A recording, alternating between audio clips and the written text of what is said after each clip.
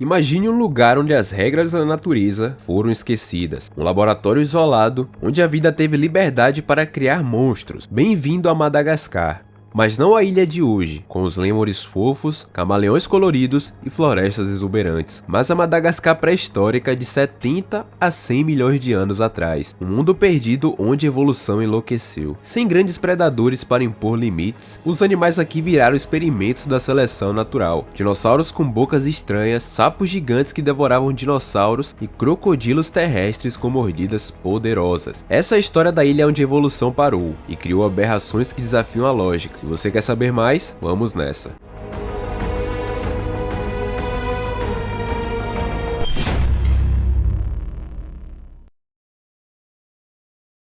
Primeiro vamos começar com Masiacassauro, um nome complicado para um dinossauro que parece aquele rascunho bizarro que alguém deixou escapar do caderno. Imagine um dinossauro desenhado por quem só ouviu falar de predadores segunda mão. Ele era do tamanho de um pastor alemão, com aproximadamente 60 centímetros de altura e 2 metros de comprimento, mas com um sorriso que parecia ter saído diretamente de um pesadelo. Seus dentes da frente não apontavam para baixo, como em qualquer terópode comum. Eles curvavam-se para frente, como se tivessem sido instalados ao contrário. Mas essa bizarrice tinha um propósito. Em uma ilha sem grandes predadores, o Masiacassauro não precisava competir com monstros muito maiores do que ele. Em vez disso, ele se especializou em um cardápio incomum: criaturas pequenas, rápidas e escorregadias. Seus dentes frontais funcionavam como ganchos perfeitos para espetar lagartos ágeis ou peixes que nadavam perto da margem. Já os dentes de trás, mais tradicionais, faziam o trabalho sujo de cortar e triturar. Era um design tão peculiar que, quando os primeiros fósseis foram descobertos, os paleontólogos chegaram a duvidar que aquilo fosse real. Esse dinossauro tinha pernas longas e leves, o que provavelmente fazia dele um velocista, capaz de perseguir presas em terrenos alagados ou entre a vegetação densa. Em um mundo onde a maioria dos predadores dependia da força bruta, o Masiacassauro era um caçador de precisão. Mas por que essa loucura evolutiva? Madagascar era um laboratório de experimentos. Sem grandes competidores, os animais podiam se permitir características extremas. O Masiacassauro não era um erro, era a solução perfeita para um problema que só existia naquela ilha naquele momento. Enquanto outros dinossauros desenvolviam mandíbulas para esmagar ossos, ele refinou suas ferramentas para um serviço mais específico. E aqui está a ironia: por mais estranho que parecesse, ele foi um sucesso. Seus fósseis são relativamente comuns, prova de que essa criatura encontrou seu nicho e prosperou, até que, como todos os outros, desapareceu no cataclismo que varreu os dinossauros da face da Terra. Mas seu legado permanece como um lembrete. Na ilha onde a evolução parou, até os erros mais grotescos podiam se tornar obras-primas.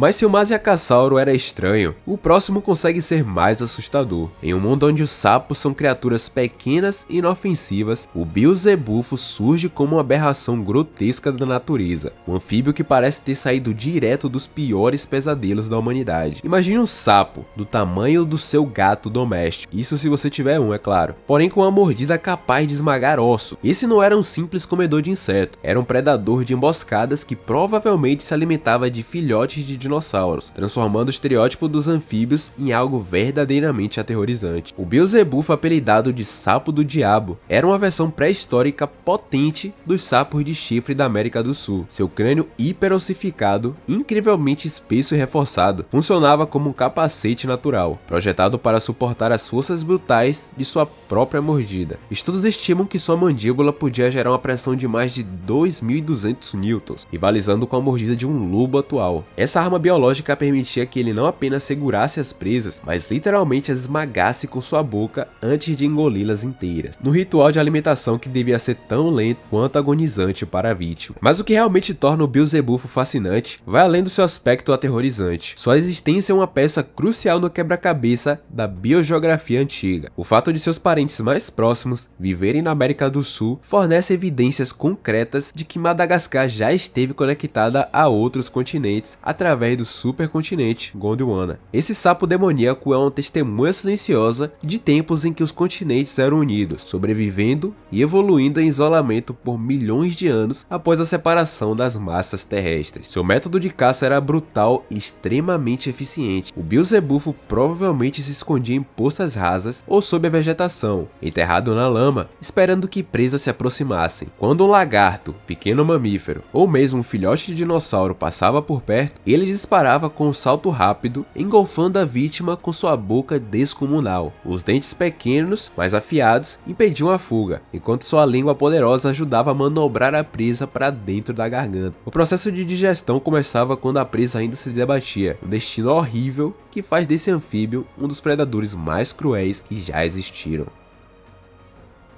Mas Madagascar guardava algo ainda pior. No período Jurássico, enquanto os dinossauros dominavam outros continentes, um predador diferente reinava lá, o Razanandrongombi, uma criatura que desafiava todas as convenções sobre o que um crocodilo poderia ser, com seus impressionantes 7 metros de comprimento e um peso estimado em mais de 1 tonelada. Esse monstro pré-histórico não se arrastava nos rios como seus parentes atuais, ele se erguia sobre membros poderosos capazes de sustentar seu corpo massivo em terra firme, transformando-se no pesadelo ambulante de qualquer criatura que compartilhasse seu território. O que tornava ele verdadeiramente único era sua anatomia revolucionária. Seus membros posteriores eram posicionados diretamente sob o corpo, como os de um dinossauro, permitindo-lhe uma locomoção eficiente em terra. Essa adaptação transformava o animal em um predador ativo, capaz de perseguir presas em velocidades impressionantes para o seu tamanho. Seu crânio, com cerca de 80 centímetros de comprimento, abrigava dentes serrilhados que chegavam a 15 centímetros, verdadeiras facas naturais projetadas para dilacerar carne e esmagar ossos com igual eficiência. Possivelmente a mordida dele poderia ser quase parecida em força com a do famoso Tiranossauro Rex. Enquanto os crocodilos usam sua poderosa mordida principalmente para segurar presas que posteriormente eram afogadas, ele desenvolveu uma técnica de caça completamente diferente. Provavelmente atacava como os grandes terópodes, usando a força pura para derrubar e matar presas grandes em terra firme. Marcas de desgaste em seus dentes indicam que ele regularmente triturava ossos, um hábito alimentar mais associado a dinossauros predadores do que a crocodilianos. O ecossistema único de Madagascar, durante o Jurássico, proporcionou o cenário perfeito para o surgimento dessa aberração evolutiva. Na ausência de grandes dinossauros predadores, os notossúquios, como o Razanandrongombi, preencheram esse nicho ecológico, evoluindo características que em outros lugares eram exclusivas dos terópodes. Seu domínio durou milhões de anos, até que mudanças ambientais e a chegada dos novos competidores provavelmente levaram ao seu desaparecimento.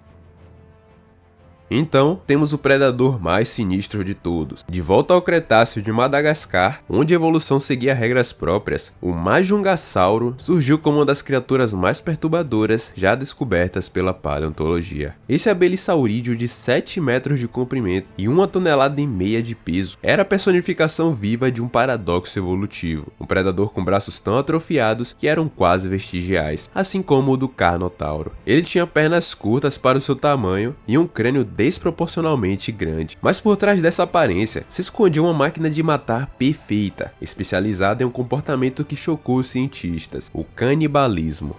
As primeiras evidências desse comportamento surgiram em 2003, quando paleontólogos descobriram ossos de Majungasauros com marcas de dentes que correspondiam perfeitamente à dentição de outro Majungasauro. Não se tratava de casos isolados, múltiplos fósseis em diferentes locais de escavação contavam a mesma história. Marcas de mordidas em crânios, vértebras e costelas mostravam padrões consistentes. Os ataques eram direcionados às áreas vitais, sugerindo confrontos mortais entre os indivíduos da mesma espécie. Alguns ossos preservavam até evidências de regeneração óssea, indicando que as vítimas sobreviviam temporariamente aos ataques antes de sucumbir.